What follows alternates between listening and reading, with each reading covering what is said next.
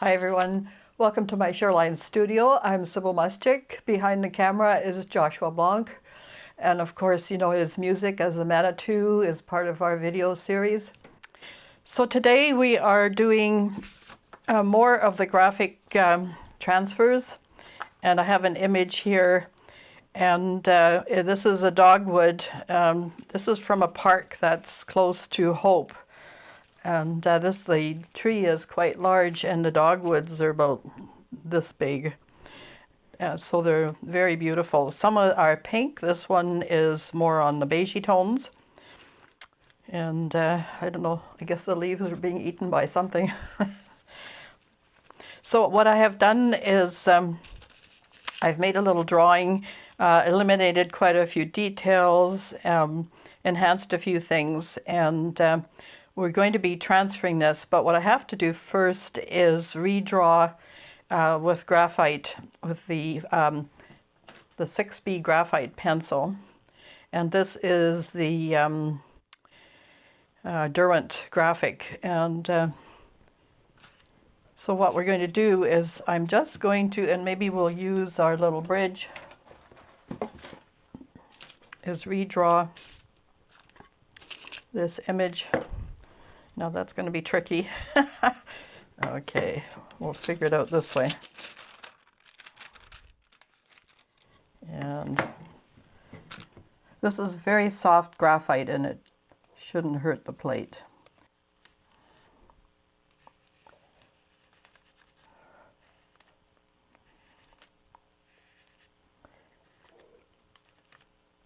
And this is much like a transfer that we've done using photocopies, but in this case the graphite transfers.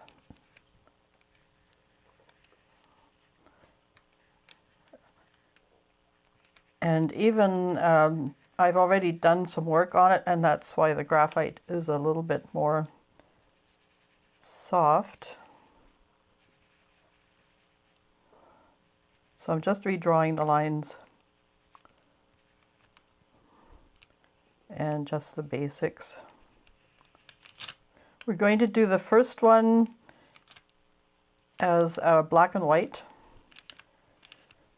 And then in part two, we're going to do it in color. In the drawing, I've enhanced a few little things, like these little spaces, and improve the composition from the photograph.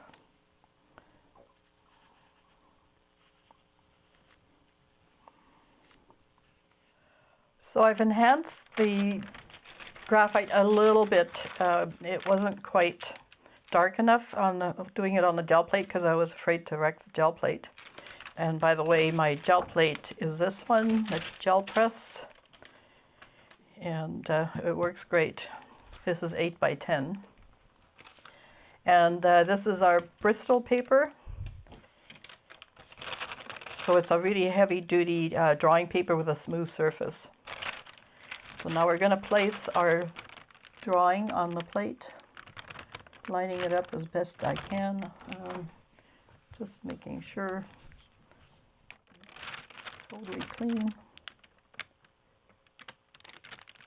And put it on in one go, because if you do it and try and shift it, you will have a double image, and that's not what we want. Okay, so really press that down. Make sure you get a really good image on your plate.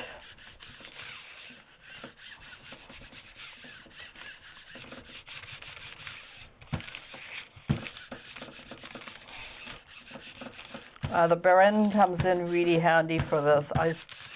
I'm always telling you, you know, try and get one of these. It's worth the expense. Okay. Now let's see if that's pretty good. We might lose a few lines, but it's pretty good. Now, okay, so now we're going to put a layer on. And we're going to add some, this is the golden satin glazing liquid, and it will give a nice coat of paint. Although this is going to be a black and white, maybe we can call it more of a sepia kind of tone.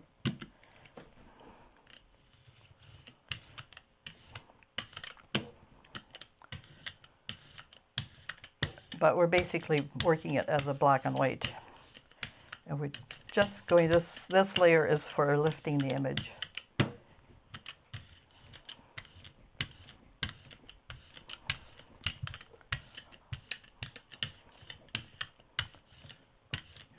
Make it nice and even. You have to really be able to see, just like any other transfer, you have to see the image very clearly. Now, maybe just, I'm seeing some line work here. Place your registered sheet on top. And cross your fingers, it's gonna work. You never know.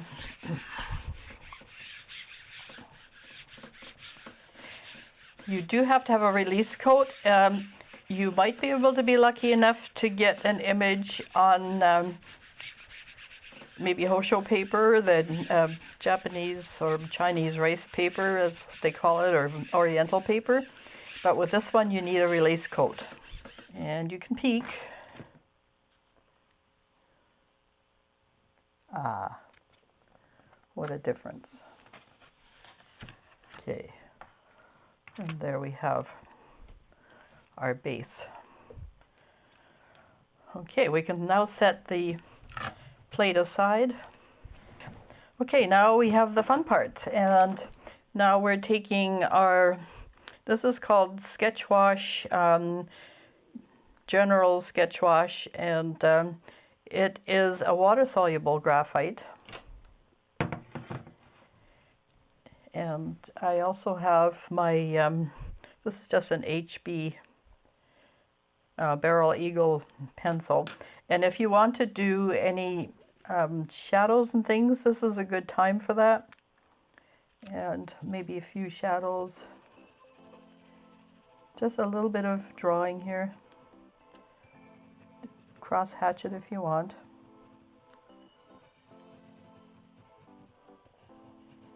And I found to my amazement that this will wash a little bit as well. I'm using this kind of pencil because if you use the other one, it will just probably clear the whole shadow away, which is not what you want. And we'll just cross hatch it a little bit.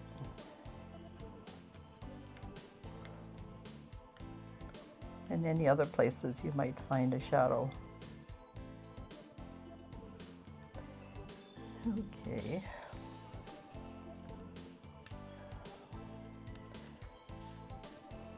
And here. So take your time with this, not like me. We are under the gun for a time. And do a nice job of these shadows.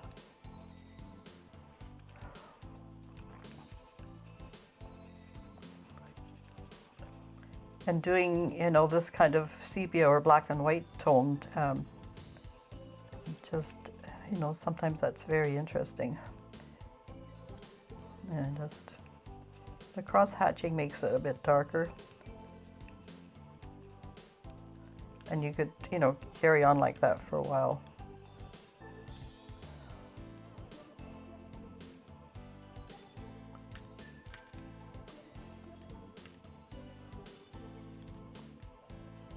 You could do really nice cross hatching, you know, real bold lines, sort of like a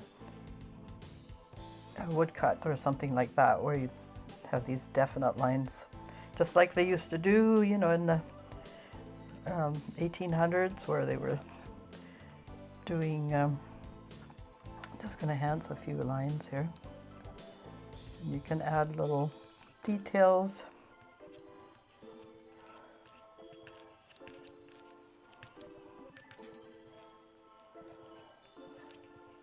little veins, whatever you want to do with this. Okay, now comes the fun part. Now we're going to use this water-soluble pencil, and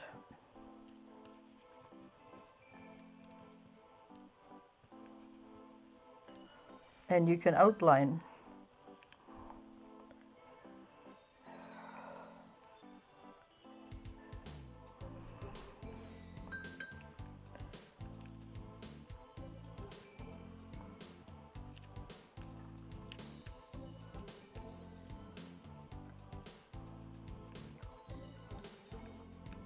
And this paper, because it's a Bristol paper, is pretty tough, so you can do an awful lot to it.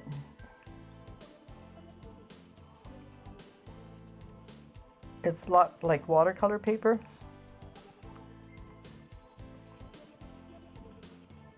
But it will take your drawing media really well.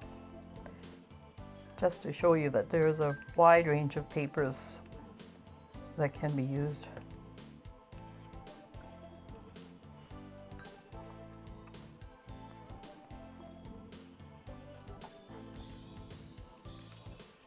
And we will crop to these edges.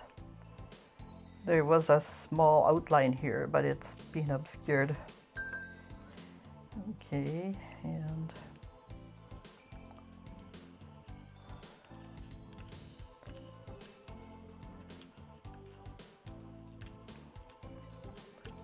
then just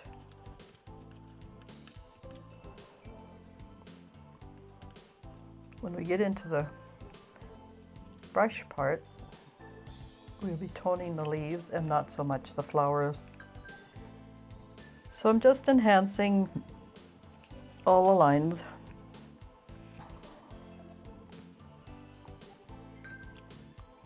Redrawing some of it. And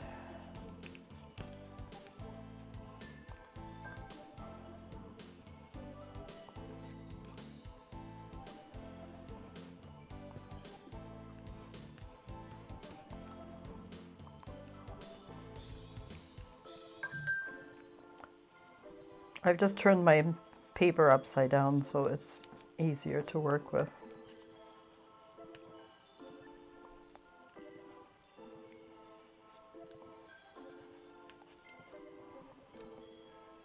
And just about there.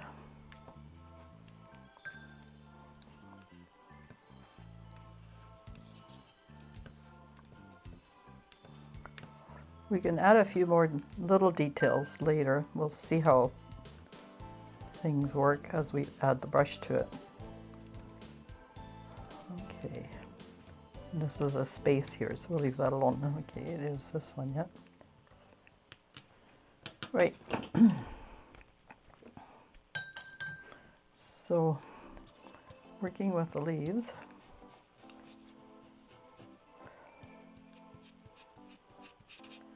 And here's our shadow. You see what happens with the shadow?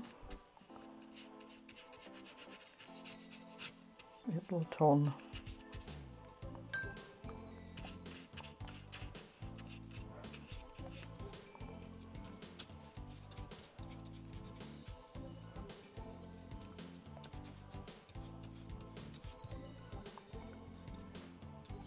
And even though this is an HB, this is where the shadow was, it seems to be able to act as a wash a little bit. And it gives a nice gray tone.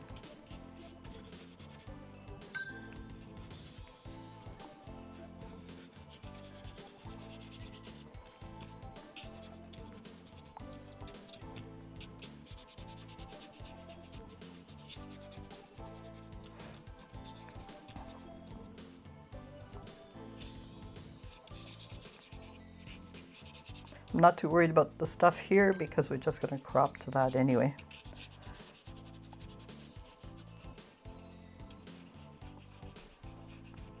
And like watercolor, we should be able to lift some areas. I'm going to do it on the flower on that shadow side.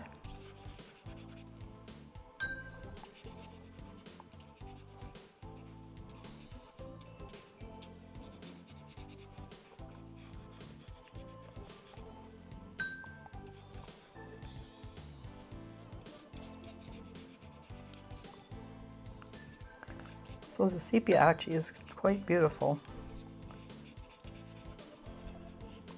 And I think that's called warm gray. It's an Amsterdam color. Okay, so we're gonna, there's a little bit of a shadow on this side. And under here. And then the rest I'm just going to either leave or wipe back. And you can take it up there.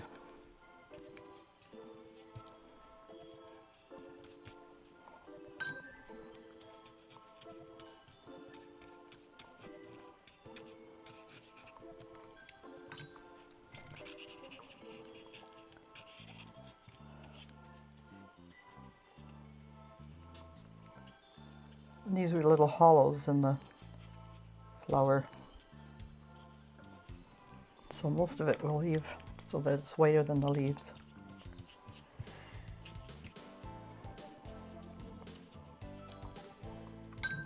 And you just lift that off of there, see? And you can correct that if you want.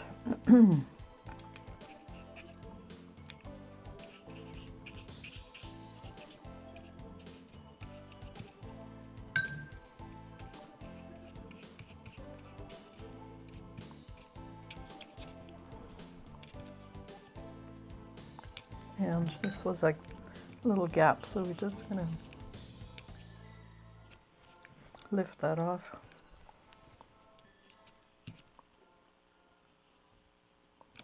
I'll turn it the right way around so I can see the image better.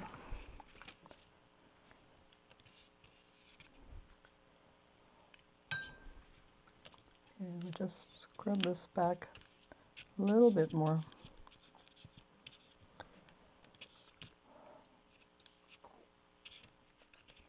It will dry lighter. Right now it's still wet. And our shadows turned out really nice because we used that other pencil. There we go.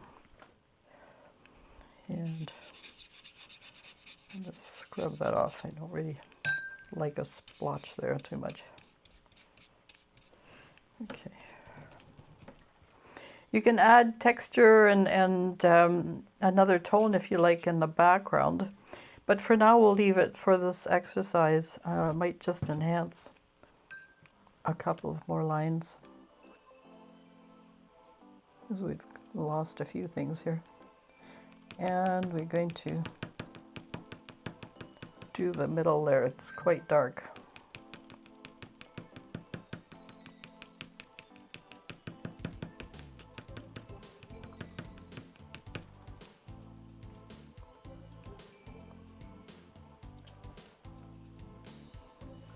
Whoops, I moved my jar.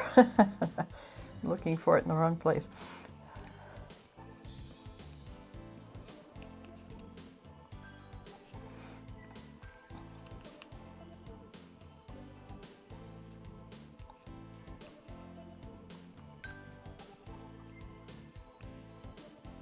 And that's because in the foreground here, the leaves can be very bold.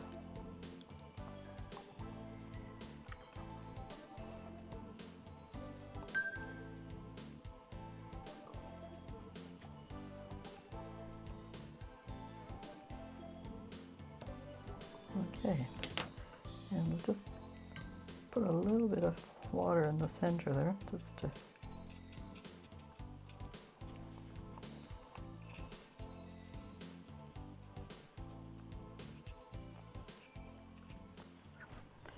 and there we have our black and white, or sepia and black, I guess, image, and we'll be cropping that and we'll show it at the end dry. But have fun with this. It's a great exercise to try with any format. It'd be nice as buildings, and you know, do your shadows. The water-soluble graphite works great, and it transfers beautifully to a variety of papers. So have fun with this, and we'll catch you another time here at Shoreline Studio. Thanks for watching. Take care, and bye for now.